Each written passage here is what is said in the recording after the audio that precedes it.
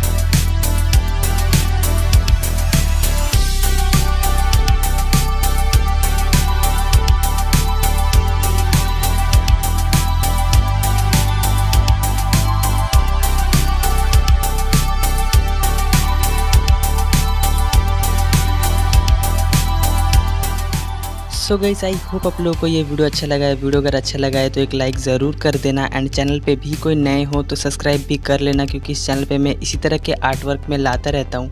सो guys, आज के लिए बस इतना ही। मैं मिलता हूँ आप सभी से नेक्स्ट किसी आर्ट वीडियो में। तब तक के लिए take care and thank you so much for watching guys. Bye.